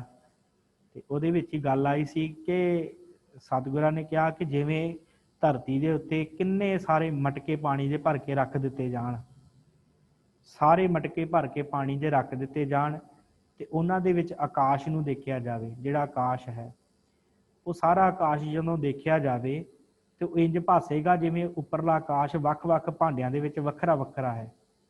ਪਰ ਜਦੋਂ ਉਹ ਮਟਕੇ ਪਾਣੀ ਦੇ ਤੋੜ ਦਿੱਤੇ ਜਾਣ ਫਿਰ ਕੀ ਹੋਵੇਗਾ? ਘਟ ਫੂਟੇ ਤਾਂ ਉਹੀ ਪ੍ਰਕਾਸ਼। ਘੜੇ ਟੁੱਟ ਜਾਣਗੇ ਪਰ ਪਰਮੇਸ਼ਰ ਦਾ ਜਿਹੜਾ ਆਕਾਸ਼ ਜਿਹੜਾ ਉਸੇ ਤਰ੍ਹਾਂ ਦਾ ਉਸੇ ਤਰ੍ਹਾਂ ਰਹੇਗਾ। ਇਸ ਕਰਕੇ ਸਤਿਗੁਰਾਂ ਨੇ ਕਿਹਾ ਕਿ ਜੀਵ ਆਉਂਦੇ ਰਹਿਣਗੇ, ਮਰਦੇ ਰਹਿਣਗੇ, ਆਈ ਜਾਣਗੇ, ਜਾਈ ਜਾਣਗੇ, ਸੰਸਾਰ ਦੀ ਕਾਰ ਚੱਲੀ ਜਾਵੇਗੀ, ਪਰ ਪਰਮੇਸ਼ਰ ਜਿਹੜਾ ਆਕਾਸ਼ ਦੀ ਤਰ੍ਹਾਂ ਸਥਿਰ ਹੈ, ਉਹ ਉਸੇ ਤਰ੍ਹਾਂ ਇੱਕ ਜਗ੍ਹਾ ਦੇ ਤੇ ਸਥਿਰ ਹੈ। ਸਥਿਰ ਹੁੰਦਿਆਂ ਹੋਇਆ ਵੀ ਸਾਰਿਆਂ ਜੀਵਾਂ ਦੇ ਵਿੱਚ ਉਹ ਵੀ ਆਪ ਹੀ ਹੈ। ਕਰ ਆਸਨ ਡਿਠੋ ਚਾਓ, ਉਹ ਸਾਰਿਆਂ ਦੇ ਵਿੱਚ ਆਪਣਾ ਆਸਨ ਲਗਾ ਕੇ ਵੀ ਬੈਠਾ ਹੋਇਆ ਹੈ, ਜਿਹਨੂੰ ਸਤਿਗੁਰਾਂ ਨੇ ਕਿਹਾ ਕਿ ਨਿਰਗੁਣ ਤੇ ਸਰਗੁਣ ਉਸ ਪਰਮੇਸ਼ਰ ਦੇ ਰੂਪ ਹਨ। ਇਹ ਦੋ ਸਰੂਪਾਂ ਦੇ ਵਿੱਚ ਪਰਮੇਸ਼ਰ ਦਾ ਜ਼ਿਕਰ ਮਿਲਦਾ ਹੈ ਗੁਰਬਾਣੀ ਦੇ ਵਿੱਚ, ਨਿਰਗੁਣ ਤੇ ਸਰਗੁਣ। ਪਰ ਭਗਤੀ ਜਿਹੜੀ ਉਹ ਨਾਮ ਦ੍ਰਿੜ ਕਰਵਾਉਂਦੀ ਹੈ। ਨਾਮ ਜਪਾਂਗੇ ਤੇ ਫਿਰ ਕਲਿਆਣ ਹੈ। ਇਹ ਨਹੀਂ ਕਿ ਨਿਰੰਕਾਰ ਤੱਕ ਦੇ ਮਨੁੱਖ ਦੀ ਪਹੁੰਚ ਨਹੀਂ ਹੋ ਸਕਦੀ, ਕਿਉਂਕਿ ਦੇਖੋ ਗੁਰੂ ਸਾਹਿਬ ਨੇ ਅੱਜ ਜਾਪ ਸਾਹਿਬ ਦੀ ਸਮੁੱਚੀ ਬਾਣੀ ਹੈ, ਇਹਦੇ ਵਿੱਚ ਪਰਮੇਸ਼ਰ ਦੇ ਕਰਮ ਨਾਮ ਦੱਸੇ ਆ, ਪਰ ਉਹ ਨਿਰੰਕਾਰ ਦਾ ਸਰੂਪ ਸਤਿਗੁਰਾਂ ਨੇ ਵੀ ਪੂਰਾ ਬਿਆਨ ਨਹੀਂ ਕੀਤਾ। ਸਿਰਫ ਇਹੀ ਦੱਸਿਆ ਕਿ ਤੂੰ ਇਹ ਕਰਦਾ ਹੈ, ਤੂੰ ਇਹ ਕਰਦਾ ਹੈ, ਤੂੰ ਇੱਥੇ ਹੈ, ਤੂੰ ਇੱਥੇ ਹੈ। ਪਰ ਕਿਤੇ ਵੀ ਗੁਰੂ ਗੋਬਿੰਦ ਸਿੰਘ ਮਹਾਰਾਜ ਸੱਚੇ ਪਾਤਸ਼ਾਹ ਨੇ ਕਿਹਾ ਕਿ ਤੂੰ ਨਿਰੰਕਾਰ ਰੂਪ ਦੇ ਵਿੱਚ ਕੈਸਾ ਹੈ। ਕਰਮ ਨਾਮ ਸਤਿਗੁਰਾਂ ਨੇ ਦੱਸੇ ਆ, ਤੇ ਉਸ ਨਿਰੰਕਾਰ ਨੂੰ ਜੇ ਸਿਮਰਾਂਗੇ ਇਕੱਲੇ ਨੂੰ ਤੇ ਉਹਦਾ ਤੇ ਥਾਂ ਪਾਇਆ ਨਹੀਂ ਜਾ ਸਕਦਾ। ਤੇ ਜੇ ਆਪਾਂ ਸਰਗੁਣ ਸਰੂਪ ਦੀ ਸੇਵਾ ਕਰਨ ਲੱਗ ਪਏ, ਸਰਗੁਣ ਸਰੂਪ ਸਮਝ ਕੇ ਸੇਵਾ ਕਰਨ ਲੱਗ ਪਏ, ਤੇ ਫਿਰ ਵੀ ਆਪਾਂ ਉਹਨੂੰ ਪ੍ਰਾਪਤ ਨਹੀਂ ਕਰ ਸਕਦੇ। ਫਿਰ ਆਪਾਂ ਦੁਨੀਆ ਦੇ ਜਿਹੜੇ ਕਾਰ ਵਿਹਾਰ ਉਹਨਾਂ ਵਿੱਚ ਖੁੱਭ ਜਾਵਾਂਗੇ। ਸਰਗੁਣ ਸਰੂਪ ਤੇ ਫਿਰ ਸਾਡੇ ਵਰਗਾ ਹੀ ਹੋਵੇਗਾ ਨਾ। ਇਸ ਕਰਕੇ ਸਤਿਗੁਰਾਂ ਨੇ ਕਿਹਾ ਨਾਮ ਜਪਣ ਦੇ ਨਾਲ ਪ੍ਰਾਪਤੀ ਹੈ, ਨਾਮ ਦੀ ਵਡਿਆਈ ਵੱਡੀ ਹੈ। ਕਿਉਂਕਿ ਗੁਰੂ ਨਾਨਕ ਸਾਹਿਬ ਨੇ ਕਿਹਾ ਨਾ, ਜੇ ਪਰਮੇਸ਼ਰ ਤੋਂ ਵੱਡਾ ਹੈ ਤੇ ਉਹ ਉਹਦਾ ਨਾਮ ਹੈ। ਉੱਚੇ ਉੱਪਰ ਉੱਚਾ ਨਾਉ, ਜੇ ਵੱਡਾ ਹੈ ਪਰਮੇਸ਼ਰ ਤੋਂ ਤੇ ਉਹ ਇੱਕ ਹੈ, ਉਹ ਕੀ ਹੈ? ਉਹਦਾ ਨਾਮ। ਉਹ ਪਰਮੇਸ਼ਰ ਉੱਚਾ ਹੈ, ਪਰ ਉਹਦੇ ਤੋਂ ਵੀ ਉੱਚਾ ਉਹਦਾ ਨਾਮ ਹੈ। ਜਿਹੜਾ ਨਾਮ ਜਪੇਗਾ ਉਹਦੀ ਕਲਿਆਣ ਹੈ। ਤੇ ਜੇ ਮਨੁੱਖ ਇਹਨਾਂ ਗੱਲਾਂ 'ਚ ਪਿਆ ਰਿਹਾ, ਮੈਂ ਪਾਪ ਕਰਾਂ ਕਿ ਪੁੰਨ ਕਰਾਂ, ਮੈਂ ਨਾਮ ਜਪਾਂ ਕਿ ਮੈਂ ਕਿਹੜੇ ਪਾਸੇ ਜਾਵਾਂ, ਫਿਰ ਗੱਲਾਂ ਨਹੀਂ ਬਣਨੀਆਂ। ਕਿਉਂਕਿ ਉਹਨੇ ਨਚਾਈ ਜਾਣਾ। ਇਹ ਤਾਂ ਜਿਵੇਂ ਕਠਪੁਤਲੀਆਂ ਦੋਵਾਂ ਹੱਥਾਂ 'ਚ ਫੜੀਆਂ ਹੁਣ ਕਿਸੇ ਮਨੁੱਖ ਨੇ, ਉਹ ਇੱਕ ਪਾਸੇ ਹੱਥ ਨਾਲ ਇੱਕ ਨੂੰ ਨਚਾਈ ਜਾਵੇ, ਇੱਕ ਨੂੰ ਨਚਾਈ ਜਾਵੇ। ਇਹ ਤਾਂ ਆਪਾਂ ਉਹਦੀਆਂ ਕਠਪੁਤਲੀਆਂ, ਉਹਨੇ ਫੜਿਆ ਹੋਇਆ ਸਾਨੂੰ ਤੇ ਉਹ ਨਚਾਈ ਜਾ ਰਿਹਾ। ਤੇ ਇਹ ਤੇ ਬਸ ਉਸ ਪਰਮੇਸ਼ਰ ਦੀ ਆਪਾਂ ਅਰਦਾਸ ਕਰਿਆ ਕਰੀਏ ਕਿ ਪਰਮੇਸ਼ਰ ਸਾਨੂੰ ਇੰਨੀ ਕਿ ਤੂੰ ਬੁੱਧੀ ਦਿੱਤੀ ਆ, ਇੰਨਾ ਕਿ ਤੂੰ ਬਲ ਦਿੱਤਾ ਕਿ ਅਸੀਂ ਤੈਨੂੰ ਸਿਮਰ ਰਹੇ ਹਾਂ, ਅਸੀਂ ਤੈਨੂੰ ਯਾਦ ਕਰ ਰਹੇ ਹਾਂ। ਸਾਨੂੰ ਤੂੰ ਬਾਣੀ ਪੜ੍ਹਨ ਦਾ ਬਲ ਦਿੱਤਾ ਹੈ, ਸਾਨੂੰ ਤੂੰ ਸਿਮਰਨ ਦਾ ਬਲ ਦਿੱਤਾ ਹੈ, ਸਾਨੂੰ ਤੂੰ ਚੰਗੇ ਪਾਸੇ ਲਾਇਆ। ਨਹੀਂ ਤੇ ਸੰਸਾਰ ਤੇ ਖੁਆਰ ਹੋ ਹੀ ਰਿਹਾ ਹੈ, ਪਰ ਚੱਲਦਾ ਸਾਰਾ ਕੁਝ ਹੁਕਮ 'ਚ ਆ। ਕਿਸੇ ਨੂੰ ਮਾੜਾ ਨਹੀਂ ਆਪਾਂ ਕਹਿ ਸਕਦੇ, ਚੱਲ ਸਾਰਾ ਕੁਝ ਹੁਕਮ 'ਚ ਹੀ ਰਿਹਾ। ਪਰ ਇਸ ਹੁਕਮ ਦੇ ਵਿੱਚ ਵੀ ਜਿਹੜੇ ਆਪੇ ਦੀ ਪਛਾਣ ਕਰ ਲੈਂਦੇ ਆ, ਉਹਨਾਂ ਦਾ ਕਲਿਆਣ ਹੋ ਜਾਂਦਾ। ਉਹ ਤਰ ਜਾਂਦੇ ਆ, ਉਹ ਆਪਣਾ ਜੀਵਨ ਉੱਚਾ ਕਰ ਲੈਂਦੇ ਆ, ਉਹਨਾਂ ਦੀ ਹਰ ਥਾਂ ਜਿਹੜੀ ਕਲਿਆਣ ਹੋ ਜਾਂਦੀ ਹੈ।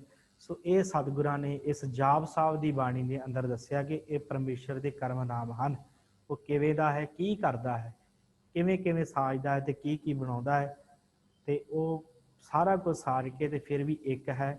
ਭਾਵ ਇੱਕ ਜਗ੍ਹਾ ਦੇ ਹੈ, ਜਿਹਨੂੰ ਕਹਿ ਦਿੰਦੇ ਆ ਖੇਲ ਖੇਲ ਅਖੇਲ ਖੇਲਣ ਅੰਤ ਕੋ ਫਿਰ ਇੱਕ। ਫਿਰ ਅੰਤ ਨੂੰ ਉਹ ਪਰਮੇਸ਼ਰ ਹੀ ਰਹਿ ਜਾਵੇਗਾ। ਤੇ ਕਿਉਂਕਿ ਅਸੀਂ ਵੀ ਉਹਦੇ ਵਿੱਚੋਂ ਨਿਕਲੇ ਹਾਂ, ਤੇ ਜਦੋਂ ਖਤਮ ਹੋਵਾਂਗੇ ਤੇ ਉਹਦੇ ਵਿੱਚ ਹੀ ਚਲੇ ਜਾਵਾਂਗੇ। ਤੇ ਜੇ ਸਾਡੇ ਕਰਮ ਨਾਸ਼ ਨਾ ਹੋਏ ਤੇ ਫਿਰ ਅਸੀਂ ਜਨਮ ਲੈ ਕੇ ਦੁਬਾਰਾ ਇਹੋ ਜਿਹੀ ਕਾਰ ਵਿਹਾਰ ਕਰਨ ਲੱਗ ਪਾਵਾਂਗੇ।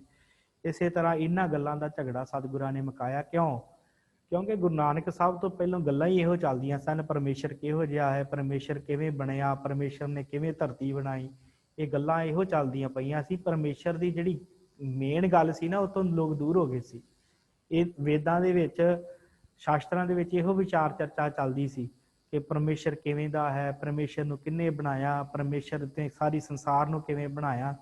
ਸਾਰੇ ਧਰਮ ਗ੍ਰੰਥਾਂ 'ਚ ਜਿਹੜੀ ਇਹ ਉਤਪਤੀ ਲਿਖੀ ਹੈ ਨਾ ਸੰਸਾਰ ਦੀ ਕਿਵੇਂ ਹੋਈ, ਉਹ ਇਹੋ ਗੱਲਾਂ ਲਿਖੀਆਂ। ਕਿਸੇ ਨੇ ਲਿਖ ਦਿੱਤਾ ਕਿ ਉਹ 7 ਦਿਨਾਂ 'ਚ ਉਹਨੇ ਪ੍ਰਿਥਵੀ ਬਣਾਈ, ਕਿਸੇ ਨੇ ਕਿਹਾ ਬ੍ਰਹਮਾ ਨੂੰ ਪੈਦਾ ਕੀਤਾ, ਬ੍ਰਹਮਾ ਨੇ ਸ੍ਰਿਸ਼ਟੀ ਬਣਾਈ, ਕਿਸੇ ਨੇ ਕੁਛ ਲਿਖ ਦਿੱਤਾ, ਕਿਸੇ ਨੇ ਕੁਛ ਲਿਖ ਦਿੱਤਾ ਆਪਣੀ ਬੁੱਧੀ ਅਨੁਸਾਰ।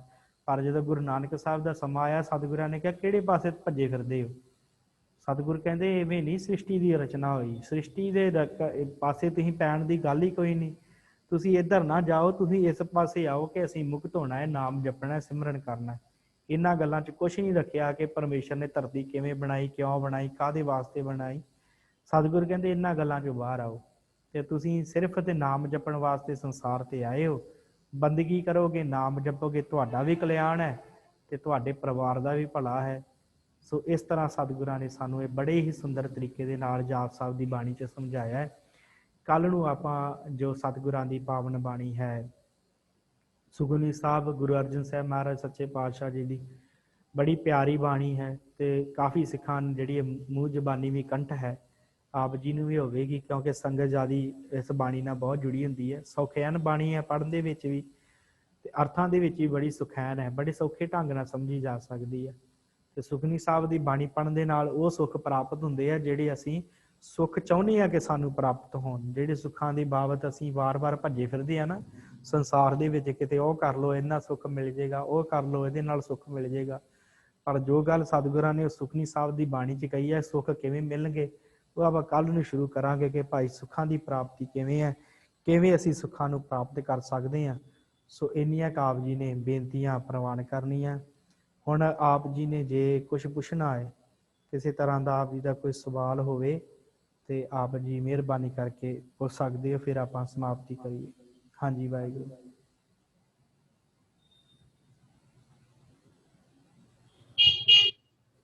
ਵਾਹਿਗੁਰੂ।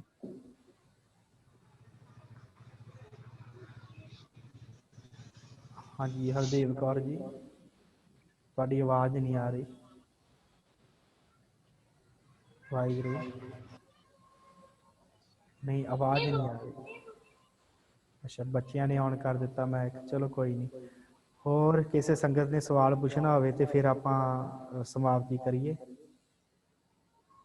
ਸੋ ਠੀਕ ਹੈ ਜੀ, ਆਪ ਸਭ ਸੰਗਤ ਦਾ ਬਹੁਤ ਬਹੁਤ ਧੰਨਵਾਦ। ਇਸੇ ਤਰ੍ਹਾਂ ਆਪ ਜੀ ਨੇ ਜੁੜਦੇ ਰਹਿਣਾ ਤੇ ਸਤਿਗੁਰਾਂ ਦੀ ਬੜੀ ਆਪ ਜੀ ਤੇ ਕਿਰਪਾ ਹੈ ਜੋ ਹਰ ਰੋਜ਼ ਸਮਾਂ ਕੱਢਦੇ ਹੋ ਗੁਰਬਾਣੀ ਵਾਸਤੇ, ਸਤਿਗੁਰਾਂ ਦੇ ਇਤਿਹਾਸ ਨਾਲ ਜੁੜਦੇ ਹੋ। ਇਸੇ ਤਰ੍ਹਾਂ ਆਪ ਜੀ ਨੇ ਜੁੜਦੇ ਰਹਿਣਾ। ਸੋ ਸਤਿਗੁਰੂ ਕਿਰਪਾ ਕਰਨ, ਨਾਮਦਾਨ ਗੁਰਸਿੱਖੀ ਜੀਵਨ ਬਖਸ਼ਿਸ਼ ਕਰਨ। ਨਿਤਨੇਮ ਦੀ ਸਾਰੀ ਸੰਥਿਆ ਹੋ ਗਈ ਹੈ, ਸਤਿਗੁਰੂ ਸਭ ਨੂੰ ਨਿਤਨੇਮ ਦੀ ਬਖਸ਼ਿਸ਼ ਕਰਨ, ਸਾਰਿਆਂ 'ਤੇ ਮਿਹਰ ਕਰਨ। ਇੰਨੀਆਂ ਕੁ ਬੇਨਤੀਆਂ ਪ੍ਰਵਾਨ। ਬੁਲਾਓ ਫਤਿਹ। ਵਾਹਿਗੁਰੂ ਜੀ ਕਾ ਖਾਲਸਾ, ਵਾਹਿਗੁਰੂ ਜੀ ਕੀ ਫਤਿਹ।